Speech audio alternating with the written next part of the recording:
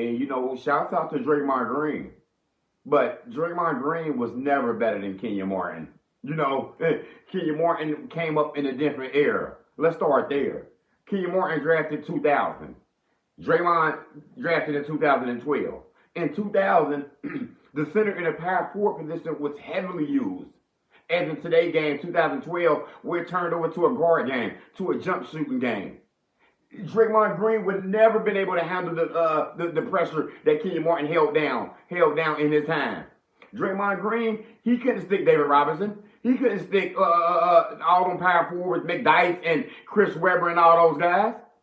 Don't get it twisted playing in this new NBA where you really a small forward who can stick all positions. Great.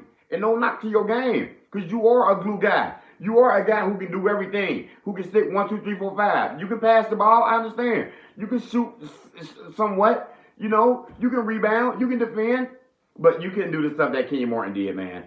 Kenyon Martin, you can stick the power forward, the center, you know what I'm saying? And this is a different day at that where we're talking, Kenyon Martin didn't go number 1 out of the University of Cincinnati for nothing. UC was supposed to win the national titles that year before he broke his leg and got hurt.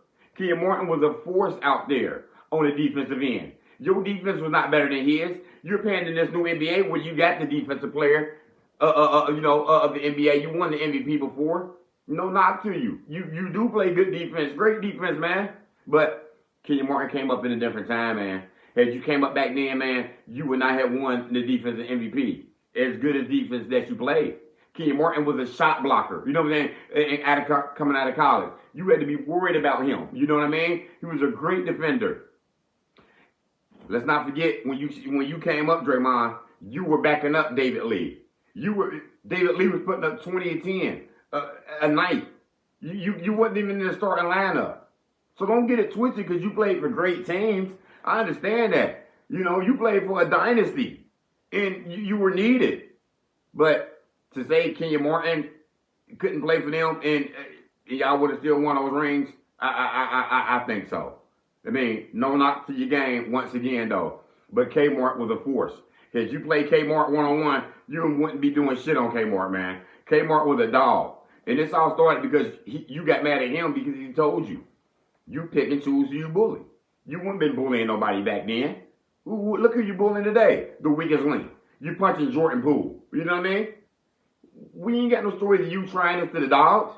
We ain't got you trying Norm Powell, Ron Artest. You know what I'm saying? The OGs from back then. You didn't try nobody of those. And you a rough player. You a great player. No knock to you. But I'm shouting out Kenyon Martin as he went to name all the players, power forwards who was better than you, man. And it's just quite true. You got better teams, man, and your stats might look a little better, I guess, because you played for those great teams. No knock to you, bro. But once again, Kenyon Martin was an all-around better player than you on the offensive end and the defensive end.